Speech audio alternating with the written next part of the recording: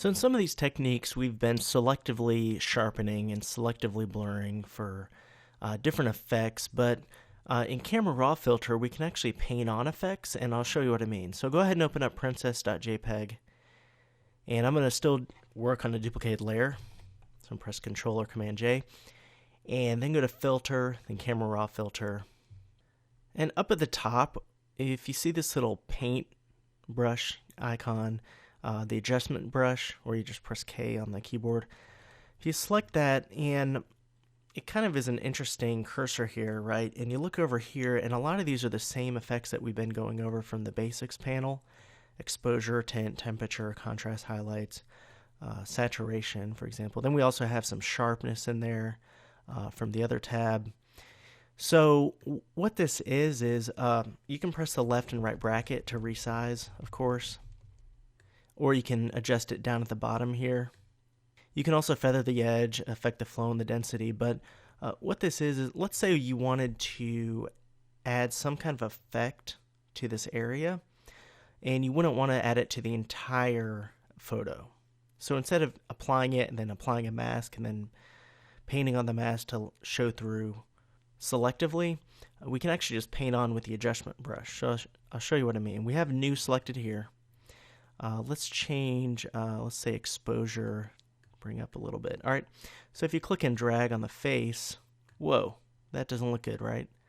So we changed the exposure and it really messed up, but let's do highlights. Okay, bring the temperature down a little bit. All right, so I've adjusted the temperature a little bit on her face, adjusted the exposure a little bit, and let's go to sharpness and just really bring the sharpness up a little bit.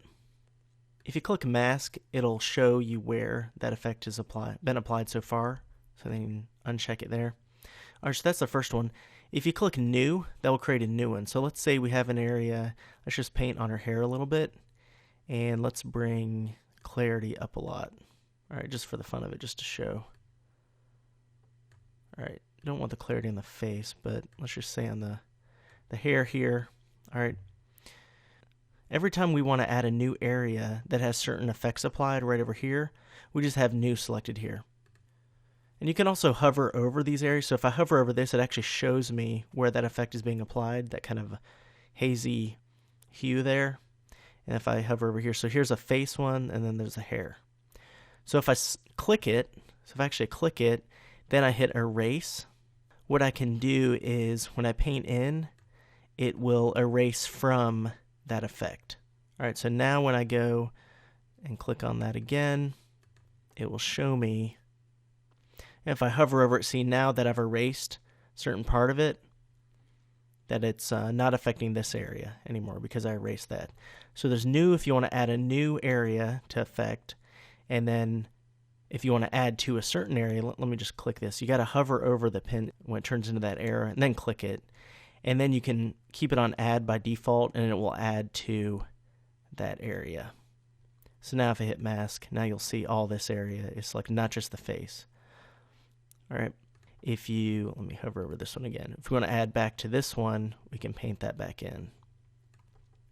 So we can add new pins by selecting new, and that will add new areas to effect with more adjustments, whether it be sharpness or lighting or color or contrast. We can add to areas that are already here. We can also erase from current areas. So once we're done, we just click OK, and it'll take a second to apply all those changes, and then there we go. So there's before, and then there's after. So it's pretty neat because we can add these effects without having to worry about necessarily masking out areas and going to many different panels in Photoshop for image adjustments. We can just go to the Camera Raw filter and apply contrast and lighting adjustments and hue saturation adjustments and sharpening adjustments to specific areas with different pins. And we can add to and subtract from those areas by selecting them. Because sometimes we don't want to add a hue saturation adjustment to the entire photo. We just want to sharpen or adjust the lighting or the hue saturation in specific areas, and that's a pretty quick and neat way to do that.